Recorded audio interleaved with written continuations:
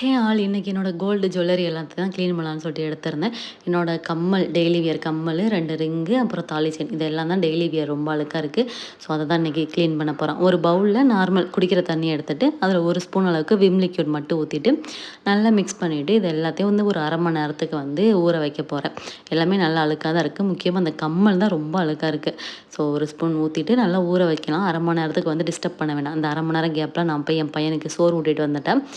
வந்ததுக்கப்புறம் வந்து நல்லா ஊறிடுச்சு. பழுக்கெல்லாம் வந்து கொஞ்சம் ஊறி லூஸ் ஆகிருக்கும். இப்போ நம்ம ஒரு வேஸ்ட் ப்ரஷ்ஷில் கொஞ்சமாக நம்ம வீட்டில் என்ன பேஸ்ட் இருக்கோ அதை எடுத்துக்கோங்க. எடுத்துகிட்டு நல்லா இப்படி தேய்க்கிறப்போ அந்த அழுக்கெல்லாம் நல்லா பிரிஞ்சு வந்துடும். ஸோ அதை நல்லா இன்னொருக்க நல்லா தண்ணியில் கழுவி வச்சிட்டிங்க அப்படின்னா நல்லா பளிச்சுனே இருக்கும். நீங்கள் ஒரு 1 மந்த்துக்கு ஒருக்க இந்த மாதிரி க்ளீன் பண்ணிங்கன்னா நல்லா புதுசு மாதிரி வந்து மெயின்டைன் ஆகும். நான் இப்போ க்ளீன் பண்ணி ரொம்ப மாதத்துக்கிட்ட ஆயிடுச்சு.